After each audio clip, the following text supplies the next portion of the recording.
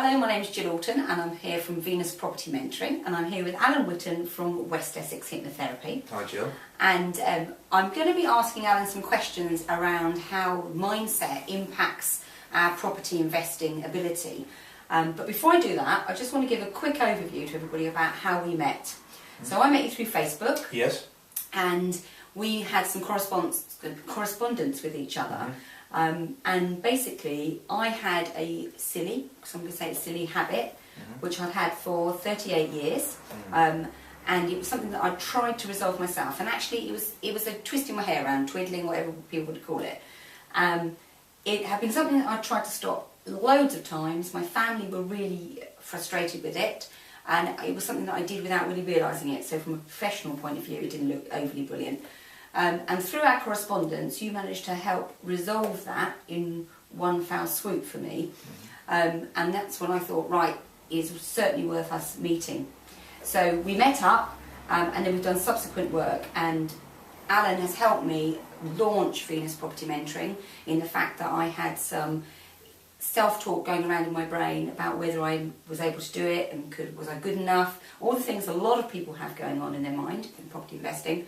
And through the work we did, I decided to launch it and bring you on board because I felt that the other property investors and mentees I work with will have the same potential mind talk that's potentially holding them back. So that's how we got working together, and we're having a great time, aren't we? It's going. Yeah, it's just going crazy. It's going crazy. So yes, it is. It's going much better than we thought. Right.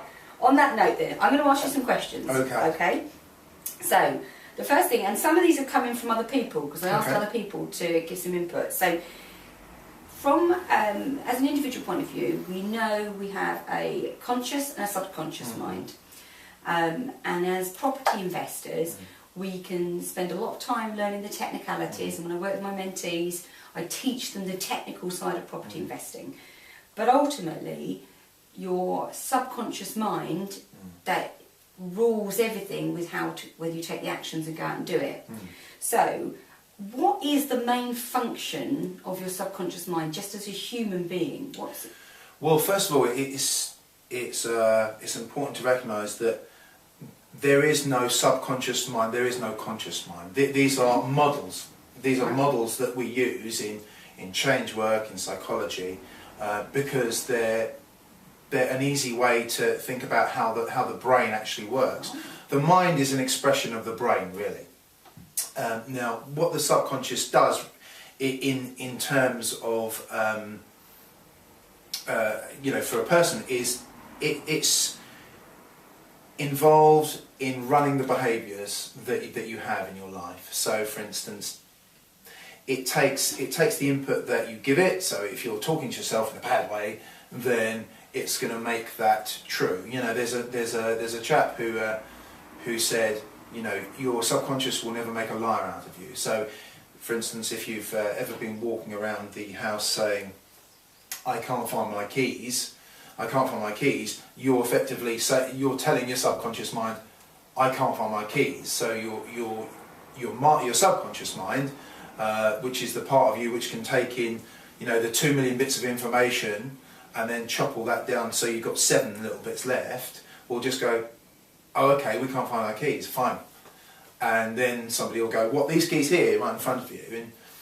And then your subconscious mind is doing what you told it to do. So that's interesting. So can your subconscious mind distinguish between positive and negative? You know, if you said, I can't find my keys, can it, like you said, I can find my keys, does it have any impact? Yeah, I mean, this is something that I'm in my house, I'm called the finder, because I use these techniques. So I will say, I will set my intention to, I'm finding these keys now. Right. And do whatever things that I need to do in order to get into that state of mind, to find those. And then the kind of messages that I will be giving myself, if I'm going to find my keys, or whatever it is, or passports, whatever it is I'm finding the keys. I'm in the act of finding the keys. And so my mind will go, okay, we're finding keys, as opposed to not finding keys.